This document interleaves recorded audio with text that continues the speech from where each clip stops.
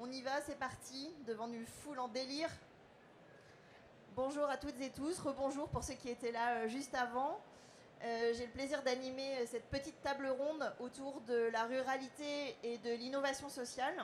Donc j'ai autour de la table 3 hommes. C'est vrai que c'est pas très paritaire, mais engagés pour l'innovation sociale. Donc Thibaut Renaudin, qui est le fondateur de l'association INSIT et maire de sa petite commune dans le Gers, Termes d'Armagnac. Un autre maire, mais pas exactement dans la même région, dans les Bouches-du-Rhône, Lionel Escoffier, qui est maire d'Oreille. Je sais que l'association fait des concours sur les noms de villages et je sais que vous êtes en bonne position. Et Paul-Emmanuel Formand, qui est un jeune qui fait la jeunesse autour de cette table, qui a été un volontaire de l'association INSIT. Donc merci à tous les trois d'avoir accepté notre invitation. Je commence par une première question à Thibaut. Qu'est-ce qui a motivé la création d'INSIT? Bonjour. Le fait de se dire que dans nos territoires très ruraux, il y avait des gens extraordinaires. Il y avait des maires, des responsables associatifs, des jeunes, des vieux qui tous les jours menaient, créaient, développaient des projets innovants, dynamiques, joyeux et solidaires. Mais que tous ces gens-là, ils avaient comme point commun de ne pas avoir beaucoup de moyens humains et surtout très peu de moyens financiers. Et que les laisser comme ça n'était pas normal. Et donc j'ai voulu créer cette structure pour faire en sorte d'amener un appui à ces gens-là et de faire en sorte de l'amener par l'engagement des jeunes, partant du principe que les jeunes français sont parmi ceux qui s'engagent le plus en Europe et qu'à l'inverse de tous les poncifs qu'on peut en entendre sur nos jeunesses, eh bien, il fallait proposer un nouveau terrain d'engagement. C'est ce que nous avons fait. Et alors concrètement, que fait l'association? Ça, c'est une excellente question. Bien sûr. Laura, je te remercie.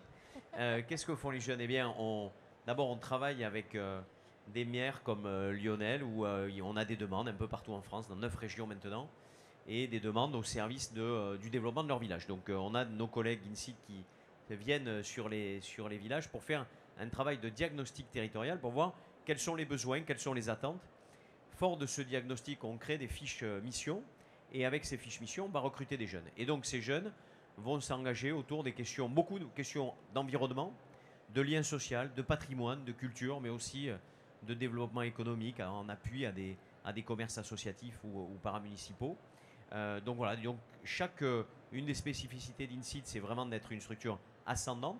Donc on se met au service des élus locaux, donc les 200 maires avec lesquels on travaille, il y a 200 fois 3, 4, 5, 6 projets qui permettent d'appuyer, de faire venir des jeunes de l'extérieur ou d'impliquer des jeunes du village, mais l'essentiel sont des jeunes qui viennent de l'extérieur, avec un regard nouveau, des bras, des jambes, et une expérience nouvelle qui permet de venir en appui à ces acteurs-là.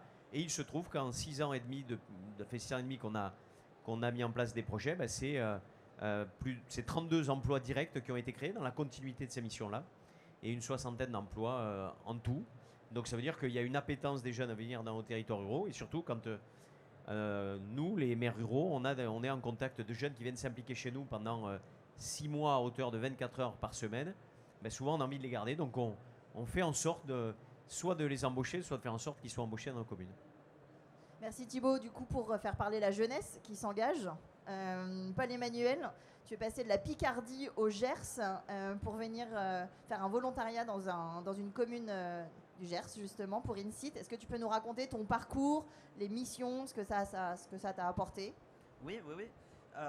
Pendant mes études, on me demandait une expérience professionnelle et j'avais tout pile 6 mois, donc c'était l'occasion de faire un service civique. C'est la facilité avec laquelle j'ai pu faire la mission, c'est déconcertant, vraiment, s'inscrire sur le site, passer 2 entretiens et après je partais pour le Gers, quoi.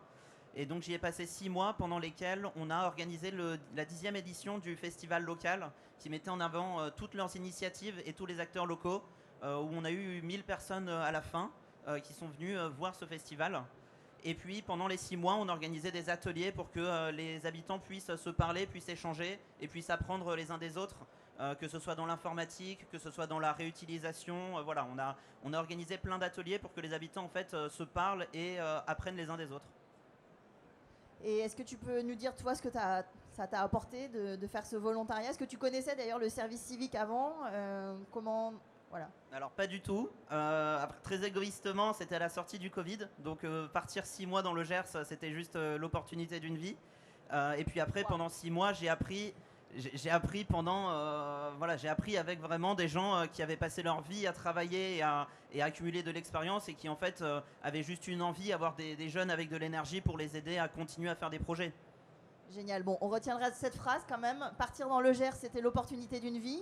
J'ai des collègues gersois là, on peut noter. Notez bien. En tout cas, c'est une bonne punchline pour des campagnes futures. Peut-être, Lionel, est-ce que vous pouvez nous dire à quelle problématique de votre territoire INSIT a pu répondre? Je sais que vous êtes un des plus fidèles maires engagés auprès de l'association. Est-ce que vous pouvez nous en dire un peu plus? Donc, nous, on a été la première commune du département des Bouches-du-Rhône à s'investir avec INSIT, enfin, à demander de l'aide à INSIT. Nous, si vous voulez, au départ, on avait l'idée de créer des jardins partagés sur la commune. Et on s'est très vite aperçu que nous, élus, on n'avait pas forcément le temps. Moi, j'étais nouveau maire, donc il fallait que j'apprenne mon métier de maire. Et on s'est dit, sans la volonté, alors à la fois de la population et sans une aide extérieure, on n'arrivera pas à créer ces jardins partagés et surtout à fédérer les gens autour de ces jardins partagés. Donc le premier binôme que j'ai eu sur la commune a aidé à la création de jardins partagés, donc à la mise en place des parcelles, aide à la mise en place des statuts, le fonctionnement de l'association, l'intégration des écoles dans cette association de jardins partagés, puisqu'on souhaitait que les enfants soient partie prenante. Donc si vous voulez, ça nous a permis d'avancer assez vite sur ce projet-là, puisque les premiers jeunes sont arrivés en septembre, je crois, 2020. Donc très peu de temps après mon élection.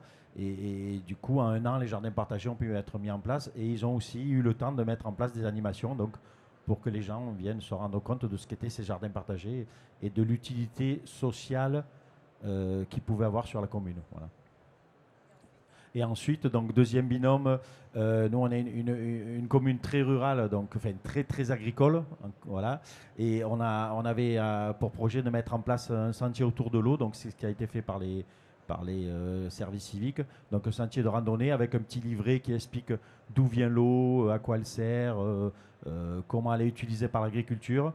Donc c'est un petit livret qui a eu beaucoup de succès. C'est une randonnée qui est faite à la fois par les gens qui viennent en vacances dans la région et à la fois par les administrés, les gens de la commune ou des communes envoisinantes qui redécouvrent un peu le parcours de l'eau, voilà, et l'utilité de ce sentier ne fait plus aucun doute. Ensuite, on a organisé avec un autre binôme une exposition sur la oreille avant, oreille aujourd'hui et oreille dans le futur, donc où là, il y a une forte implication des villageois. Le dernier binôme qui est en cours là, depuis le mois de septembre travaille sur un livre photo donc, qui va représenter les forces vives du village, donc à la fois associatifs, commerçants, élus, agriculteurs, artisans. Voilà, donc c'est une photographie en 2025-2026 du village d'Oreille pour laisser une trace, voilà, et expliquer ce qu'était le village, ce qu'est le village aujourd'hui. Et il travaille aussi sur la renaturation du cimetière communal, végétalisation du cimetière communal et renaturation du village, donc pour lutter contre le réchauffement climatique, les îlots de chaleur, enfin voilà. Donc pas mal de projets. Et souvent on s'aperçoit qu'il y a des missions principales et les jeunes sont aussi apporteurs d'idées. Donc on a une ou des animations autour j'utilise mon portable avec les seniors. Je me protège des virus, j'envoie un mail, je reçois un mail, voilà, des petits ateliers comme ça qui se sont faits au gré de leurs envies et de la demande des administrés, donc, et qui permettent aussi de renforcer le lien social. Voilà. Et autre chose dont Thibault n'a pas parlé, puisqu'il a dit beaucoup de choses, c'est, moi je trouve aussi dans le concept d'INSIT, j'y trouve un intérêt personnel, au-delà des services civiques, c'est qu'on a du coup une relation avec les maires ruraux d'autres régions, et on a notamment le cercle des maires INSIT où on se réunit à peu près une fois tous les 2 mois, on va dire, voilà, 2-3 mois, et où en fait on réfléchit ensemble à des moyens de rendre notre vie politique rurale moins compliquée. Voilà, donc et où on s'inspire les uns des autres, donc ça c'est pas mal aussi. Et est-ce que vous pouvez nous dire comment vous choisissez les projets? Est-ce que les habitants sont impliqués? Est-ce que c'est le conseil municipal qui propose? Alors en général, c'est plutôt le conseil municipal qui propose, mais vous savez, dans les petites communes, les gens se parlent et se rencontrent dans les commerces lors de fêtes. Voilà. Donc, et par exemple, l'idée des jardins partagés, c'est quelque chose qui a émané d'un petit groupe d'habitants et qui, eux, étaient plutôt enclins à fleurir le village. Et du coup, d'une idée de fleurir le village tout bête, on en a discuté autour d'un comptoir, il faut dire les choses comme elles sont, lors d'une fête. Et en fait, l'idée a germé, et puis petit à petit, ça s'est transformé en jardin partagé. Et il y a une partie aussi où l'association aide au fleurissement du village, voilà, donc, et impliquée aussi avec de nouveaux services civiques qui sont en train de travailler sur la naturation du village. On essaie aussi, nous, d'impliquer au maximum les habitants. Donc, par exemple, on fait des commissions qu'on appelle paramunicipales où sont invités des administrés qui ne sont pas forcément élus, mais qui ont envie de s'investir pour le village et qui ne sont pas forcément membres d'une association ou vraiment actifs dans le village. Voilà. Ça marche, merci. Bon, j'ai récemment vu qu'une ancienne lauréate de la France Engage avait lancé une structure qui s'appelle Pau Mortem. C'est pour végétaliser les cimetières. Donc voilà, ça fait partie des nouvelles structures qui émergent. Peut-être Thibaut, est-ce que tu peux nous dire, si on veut collaborer avec vous, comment on fait et qu'est-ce qu'il faut faire, et un peu aussi quel est le profil type des collectivités qui vous sollicitent? Alors d'abord, nous, on travaille avec des communes de moins de 1500 habitants. La taille moyenne de nos communes, c'est 500 habitants cette année. Donc moins de 1500, pourquoi? Parce que les gens se connaissent à moins de 1500 habitants et que la dynamique pour nous, c'est de, comme l'a dit Lionel, et beaucoup de nos projets tournent autour de ça, c'est la dynamique collective. Et donc favoriser cette dynamique collective et défendre cette ruralité dynamique, innovante, joyeuse et solidaire que l'on... C'est un peu votre nouveau punchline. Et donc c'est ça. Non mais c'est aussi à l'inverse cette ruralité dont on nous parle, qui est souvent un peu fantasmée en creux, d'une ruralité fermée sur elle-même, sur des traditions qu'on ne pourrait pas partager, sur des... Voilà, bon, c'est pas le nôtre. Nous, ce sont des ruralités qui sont empreintes d'un certain nombre de difficultés, mais qui font preuve de dynamisme, d'ouverture au monde et d'optimisme et de co-construction. Donc, commune de moins de 1500 habitants, pour venir chez nous, il faut prendre contact directement avec nous. On est présent dans 9 régions aujourd'hui. On est simplement pas trop dans le nord pour l'instant, en Bretagne, Île-de-France et Pays de la Loire, mais sinon on est dans toutes les autres régions. Mais on va se développer petit à petit sur l'ensemble du territoire. On va même ouvrir un dispositif à l'étranger, puisque on va ouvrir notre premier dispositif en Sardaigne, qui est un territoire très rural aussi, mais en Europe, parce qu'on tient aussi à cette ruralité qui est un petit peu présente partout en Europe. Donc on nous contacte et puis on envoie nos équipes directement sur le terrain pour faire un travail de diagnostic territorial, et à partir de là on peut mettre en place des actions. C'est gratuit. Il faut simplement héberger les jeunes gratuitement, parce que ça fait partie du match. Ils sont là 24 heures par semaine, ils ont une indemnité de 600 € et ils ont un hébergement gratuit, ce qui peut leur permettre à la fois d'être bénévoles dans le village, d'avoir du temps pour eux, pour vivre, de continuer des études, d'avoir un petit boulot à côté. Voilà ce qu'il faut faire. Ok, et j'ai une question très concrète, qui paye? Alors ce sont des gens extraordinaires dont la France s'engage pendant 3 ans, puisqu'on a été lauréat en 2021. Mais sinon aujourd'hui, 40% de fonds publics, 60% de fonds privés, de grandes fondations, la Fondation de France, la Fondation La France s'engage qui a été un partenaire très important, la Fondation SNCF, la Massif, des partenaires privés divers et variés. Souvent des partenaires privés tout le temps, qui ont du sens, qui sont sensibles à cette question de l'économie sociale et solidaire. Et puis 40% de financement public aujourd'hui, alors que nous étions à 60%, mais la période est dure, ma pauvre dame, donc on est obligé de réduire un peu notre voilure de financement public. Enfin, c'est pas nous qui la réduisons, on subit cette réduction. Voilà, mais on va aussi diversifier notre action, puisqu'on va créer ce dispositif de stage en ruralité qu'on va tester, et puis de contrats d'apprentissage ruraux et environnementaux, pour à la fois augmenter la question de la professionnalisation de l'engagement des jeunes, et aussi apporter de l'ingénierie supplémentaire aux communes qui en manquent. Et donc on est en train de tester ça pour aider encore mieux les communes. Et quand on est un petit maire, est-ce que ça lui Tu veux dire coûte physiquement? de l'argent? Non. Quand on est maire d'une petite commune, ça nous coûte combien? Ça coûte 0, c'est ce que j'ai dit, mais tu aurais pu m'écouter, sauf l'hébergement. C'est une intervention tout à fait gratuite, on se met au service des communes et on demande également aux communes d'adhérer à InSite parce que nous sommes sous couvert d'une gouvernance partagée et que l'idée c'est aussi que chaque partie prenante puisse être dans cette, a un mot à dire dans la gouvernance de cette structure. Peut-être, merci Thibaut. C'est un plaisir, Écoutez, Lénora. Paul-Emmanuel, on parlait de la fondation SNCF. Il paraît que tu les as rencontrés en Occitanie. Est-ce que tu peux nous dire aussi ce que ça a permis, toutes ces rencontres pendant ton service civique?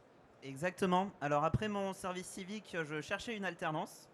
Et en fait, InSite m'a proposé de venir un de leurs week-ends anniversaires. Grande fête encore, ça. J'ai décidé sur un coup de tête de traverser la France encore une fois et de revenir vous voir. Et pendant le week-end, en fait, en discutant avec d'autres jeunes, j'ai dit que je cherchais une alternance. À ce moment-là, une dame s'assoit et dit bah, moi je cherche un alternant, c'est parfait. Et c'était parti pour 1 an à la Fondation SNCF. Voilà, c'était une occasion, passer de l'autre côté, voir le côté des financeurs, c'était aussi pour moi une chance de voir tout le parcours et pas seulement le parcours de mon point de vue de jeune, mais de voir tout ce qui m'a permis à un moment de passer 6 mois à Perched dans le Gers. Merci beaucoup Paul-Emmanuel. Lionel, peut-être, est-ce que vous gardez contact avec vos anciens volontaires? Est-ce qu'ils restent? Est-ce qu'ils partent? Qu'est-ce qu'ils font aujourd'hui? Alors, effectivement, on garde contact avec les anciens volontaires et souvent, alors maintenant, grâce aux réseaux sociaux, c'est plus facile, beaucoup plus facile. Mais effectivement, on a une jeune fille qui était restée après son service civique parce qu'elle avait fait une rencontre, on va dire, qui était intéressante pour elle. Bon, après, les choses de la vie font qu'elle est repartie sur d'autres. Mais voilà, elle est restée 6 ou 8 mois encore dans le village. Mais en fait, les anciens reviennent régulièrement et notamment, ils viennent pour participer à des fêtes ou à des lancements d'opérations faites par les services civiques. Voilà. Donc, on a des contacts réguliers avec les anciens, il n'y a pas de souci. La convivialité fait partie de vos valeurs socles. Peut-être Thibaut nous dire rapidement ce que la France s'engage aussi a pu vous apporter dans votre développement, puisque c'est ce dont on parlait dans l'introduction. On disait qu'on soutenait le développement de l'innovation sociale, que parfois on était perçu comme une fondation un peu institutionnelle avec un logo bleu, blanc, rouge, un ancien président de la République, etc. Mais très concrètement, on apporte un soutien qui permet ensuite aux associations d'essaimer et d'avoir plus d'impact. Donc si tu peux nous en dire un peu plus. Non, mais c'est l'expérience de la France s'engage, et c'est pas parce que je suis avec toi que je le dis, a une expérience transformatrice pour nous et pour toutes les structures que je connais et qui ont été lauréates pour plusieurs raisons. D'une part parce que c'est une reconnaissance très forte et que pour ouvrir d'autres portes, après, le président Hollande le disait tout à l'heure, il disait c'est à partir du moment où on est lauréat, la France s'engage, ça veut dire que ça a été validé de façon sérieuse et donc on peut faire confiance. Donc ça déjà, c'est pas neutre. Ensuite, c'est l'accompagnement. Bien sûr, il y a l'accompagnement financier sur 3 ans qui est essentiel et j'aurais tendance à dire d'autant plus par rapport à ce que j'ai dit tout à l'heure sur la question des financements publics. Donc d'avoir un accompagnement pluriannuel est fondamental. Et puis il y a l'accompagnement. Nous, par exemple, sur la question de l'accompagnement juridique, pour nous, ça a été extrêmement important. La méthodologie de projet également très, très, très, très forte. Et puis, on rentre dans une communauté. Et l'accompagnement, je dirais, humain est essentiel. On se retrouve tous les ans. On participe très fréquemment au temps de la Fondation La France s'engage. On y était encore la semaine dernière. On était 2 d'InSite à participer à un temps de la Fondation. Bon, et ça, c'est très important parce qu'on arrive à créer aussi avec d'autres structures. Et ça a été le cas pour InSite où avec un autre lauréat et d'autres structures, on a créé un sondage ensemble sur l'image qu'ont les ruraux d'eux-mêmes il y a 6 mois. Bon, mais c'est le fruit aussi. Et puis on continue à avoir des collaborations sur le terrain. Donc c'est pas un accompagnement rêvé, mais quasi rêvé. Donc c'est très très important en tous les cas. Et dans cette période, Damien le disait également tout à l'heure, je crois qu'on a besoin de se serrer les coudes. On a besoin de construire ensemble, de réfléchir ensemble. Et la société est complexe, elle est dure, de plus en plus dure. Ça nécessite de la solidarité, de la coopération. C'est ce que permet la France s'engage. Merci à tous les 3. Est-ce qu'il y a des questions, des interventions, des remarques? Oui, ils ont été hyper clairs. C'est impressionnant. Ah, dans le fond. Ouais. Le micro arrive, ne bougez pas. N'hésitez pas à vous présenter. Bonjour, en fait, je fais partie d'un collectif de 330 000 Français qui voudrait sensibiliser les maires sur le fait que aujourd'hui, la population a plus confiance dans son maire, son élu local, que dans son député ou dans le président de la République. Vous allez me dire, c'est pas grave, hein. Mais par contre, le sketch aujourd'hui qui se passe à l'Assemblée nationale montre qu'il y a une défiance de plus en plus. Est-ce que vous parlez en tant que maire? Nous, ça nous fait écho. On est là pour dire, on veut renforcer la confiance. Vous parlez d'innovation sociale. Un des aspects de cette innovation, ça peut être de multiplier les consultations citoyennes, de manière à ce que les maires soient légitimes dans les décisions qu'ils prennent localement. Ils prennent la température sur des sujets d'intérêt local, à l'échelle d'un quartier, à l'échelle d'une commune ou d'une agglomération. Et c'est important de rappeler ça. En fait, la démocratie, le pouvoir du peuple par le peuple, démos kratos. Aujourd'hui, on l'oublie. On parle d'élections, on vote une fois tous les 6 ans, demain 7 ans, et après on donne un blanc-seing au maire. Dans les petites communes, le maire, il est tout seul. Et après, il doit faire face à tout avec des moyens financiers qui se réduisent. La légitimité d'un maire, elle est portée par le fait qu'il est transparent vis-à-vis de sa population, sur ses moyens d'action, sur ses responsabilités, et sur le fait qu'il ne peut pas décider seul. Donc, multiplier les référendums d'initiative locale, on peut les appeler autrement, les consultations citoyennes, la prise de température de la population, c'est hyper important.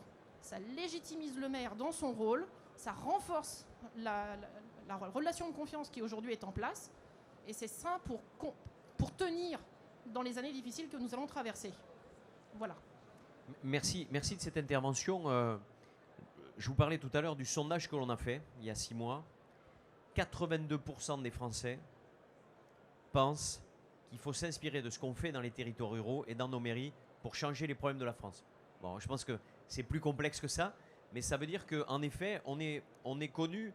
D'abord, on est connu, on est reconnu, et pour une simple et bonne raison, enfin pour plusieurs raisons, mais une qui parle aujourd'hui à la société, un peu qui fait référence à ce que vous dites, c'est que nous faisons avec l'ensemble de la population. Dans mon conseil municipal, j'ai des gens qui pensent comme moi et des gens qui ne pensent pas comme moi. Et non seulement ce n'est pas un problème, mais c'est plutôt bien. Et donc on arrive à construire des choses et avoir une démocratie apaisée. Et cette démocratie apaisée, elle fait ce que vous dites, c'est-à-dire on co-construit avec les gens. Moi, dans mon village de 200 habitants, si jamais je prenais des décisions seules qui ne plaisent pas aux gens, je vais le savoir très très vite. Très très vite. La température, elle monte immédiatement. Donc, non, je fais avec les gens parce que naturellement, on vit avec eux. On vit tous ensemble. Et le fait de vivre tous ensemble, de se connaître et donc de se reconnaître, descend le niveau sonore et nous amène naturellement à co-construire. Et donc, ce que vous dites, pour moi, est une évidence. Et ça permet de descendre un peu la température et d'avoir un débat démocratique beaucoup plus simple, plus serein, plus apaisé, et d'être sur des vrais problèmes et pas sur des fantasmes divers et variés. Oui, tout à fait. Je rejoins ce que vous avez dit et ce qu'a dit Thibault. Et effectivement, nous, on n'a pas besoin de mettre en place un référendum ou un vote. On sait très vite, comme dit Thibault, quand vous vous déplacez dans le village, on sait très bien si la décision que vous avez prise avec votre conseil municipal plaît ou ne plaît pas. Donc, et en général, on est plutôt dans le consensus et on est là en fait pour faire avancer les choses. Moi, je suis maire pas pour, je dis toujours pas pour ma gloire personnelle, je suis maire pour me mettre au service de mes administrés, de mon village. Si en 2026, on veut plus de moi, alors je dis pas que ça me fera un petit pincement au cœur, mais c'est pas grave. Si la personne qui me remplace, elle a la même volonté de faire avancer le village, de créer du lien social et de développer les associations pour que les gens puissent se sentir bien dans mon village, améliorer le cadre de vie, ça sera tout gagnant, quoi. Là, moi, je ne vais pas faire maire jusqu'à mes 80 ans. Je me suis donné 2 mandats pour essayer de réussir une mission.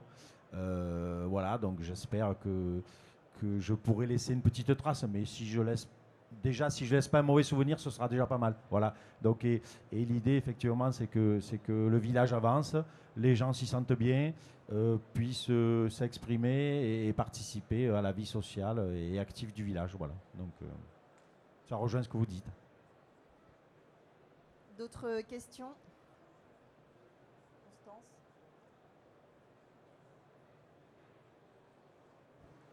Oui, bonjour, Constance Colliot de Novapec, donc le programme de soutien financier à l'innovation sociale de l'APEC.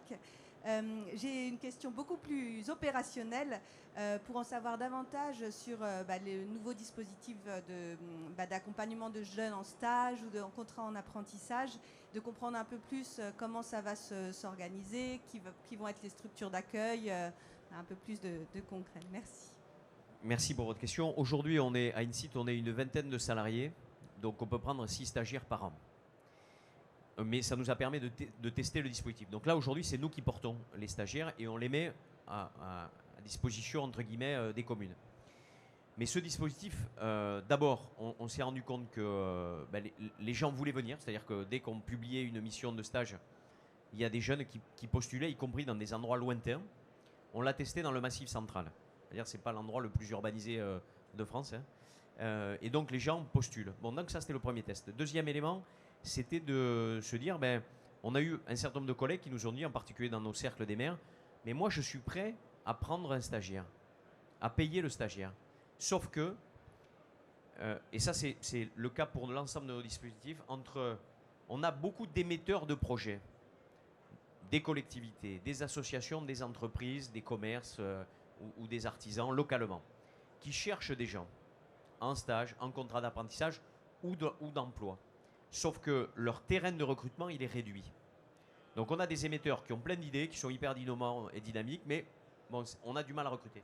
Et puis on a plein de récepteurs potentiels un peu partout en France et ailleurs qui seraient intéressés par ça. Mais sauf que la connexion ne se fait pas. Et donc nous, on est une petite synapse entre deux neurones. On arrive à se connecter. Et donc, on va développer là, dans les mois qui viennent, ce dispositif de stage élargi, on va dire, à notre petit module de 6 stagiaires par an. Et donc, ce sont les communes qui vont recruter. Mais nous, à INSEAD, on va s'occuper de toute l'ingénierie autour.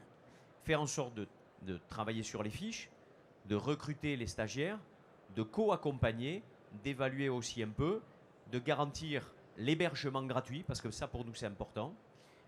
Donc, on va utiliser les mêmes méthodes que sur le service civique, sauf que ce seront les communes, et je l'espère demain, des artisans, des commerçants qui pourront prendre ça, qu'on pourra accompagner.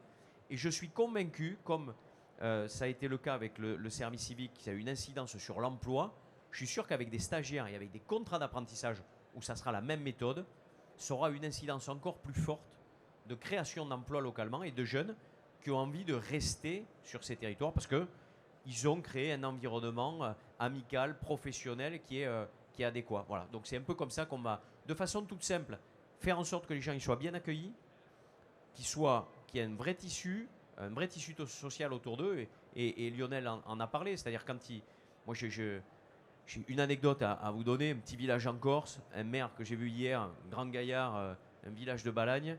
Il me dit, j'avais 3 jeunes, ils sont partis. Bon, bien sûr, on fait une soirée, parce qu'on fait beaucoup la fête à INSEAD, on dit au revoir. Et donc, il y avait plein de cadeaux et il y avait plein de témoignages. Et donc, il me dit, je dois t'avouer qu'à un moment donné, je me suis retourné vers le mur parce que mon émotion était tellement forte dans ce moment-là. Voilà. Et ça crée du lien. Une de ces jeunes, qui est une jeune gersoise, encore un hasard, est toujours en lien avec le village et avec des personnes âgées du village avec qui elle joue en ligne une fois par semaine. C'est pour dire les liens qui sont construits. Donc, quand on favorise ça et qu'on arrive à créer de l'emploi, et on crée de l'emploi dans nos territoires ruraux, c'est gagnant-gagnant, quoi. Donc voilà un peu la méthode. Une dernière question. Bonjour, moi c'est Fanny Perganin, je travaille sur le site Une ville pour moi.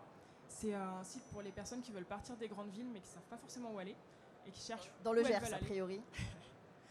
Donc j'avais 2 questions. Déjà, où est-ce que les jeunes vous trouvent? Est-ce que c'est sur le site d'INSEAD? Est-ce que c'est sur le site des services civiques? Où est-ce que c'est? Et quel est le profil des jeunes? Et si jamais ils repartent, où est-ce qu'ils repartent? Est-ce qu'ils reviennent dans leur commune de départ ou est-ce qu'ils vont ailleurs? Alors, deux excellentes questions, 3 questions. Comment on recrute? Alors, les jeunes en service civique, c'est via l'agence du service civique, c'est le portail d'entrée, mais c'est aussi les réseaux sociaux. Sur les stages, LinkedIn, on a beaucoup arrosé sur LinkedIn et quelques réseaux qu'on va développer. Quelle est la motivation? Quel est le profil? L'envie. Seul truc. Nous, on recrute des gens qui ont envie. Voilà, c'est pas tant la compétence. D'abord, en service civique, c'est surtout pas une obligation. Hein. On ne recrute pas les gens par compétence, mais par envie. Et j'aurais tendance à dire que sur les stages et sur le reste, ça, on va essayer de décliner toujours ça. C'est l'envie, alors pas d'avoir envie, mais l'envie de mettre en place, de s'engager au service d'eux. Et les jeunes postulent sur un segment très court, c'est-à-dire ils veulent aller à Oreille ou à Costa, un petit village de 70 habitants en Corse, avec telle et telle mission, et ils vont travailler avec Lionel Escoffier, avec tel truc. Donc c'est très précis, donc ils postulent là-dessus. Et en fait, on met à chaque fois l'humain en avant. Et l'humain pour le jeune, pour le recrutement, c'est pareil. C'est l'envie, à un moment donné, de s'impliquer au service d'une mission et d'un territoire. Voilà. Et ça fonctionne. Alors, il y a des missions, il y a des fois des missions qui ne prennent pas, où un jeune, ça ne marche pas, ou il y a un binôme qui ne fonctionne pas. D'abord, c'est assez rare, et pour l'immense majorité, ça match. Faire confiance à l'humain, ça match. Et la dernière question, c'était quoi?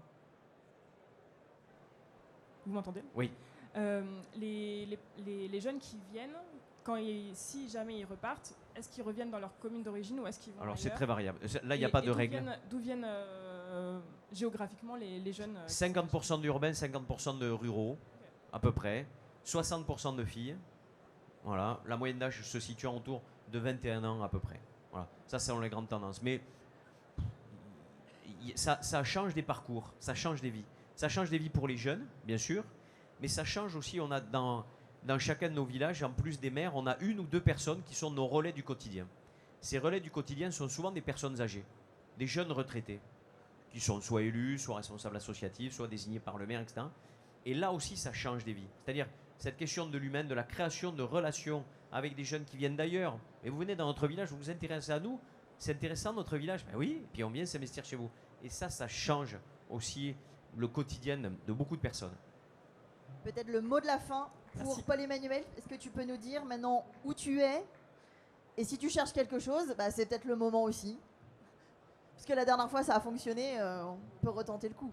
Alors, j'ai pas besoin de retenter le coup pour l'instant, mais je prends rendez-vous pour l'année prochaine. Mais par contre, non, le mot de la fin, c'est que c'est vrai que ça change des vies. C'est pas juste un beau slogan. Moi, les rencontres que j'ai fait grâce à InSite et dans InSite, c'est des gens avec qui je resterai en contact pour les 30 ou 50 prochaines années, j'espère. Merci à vous, on se retrouve dans moins de 10 minutes. Merci à tous les trois.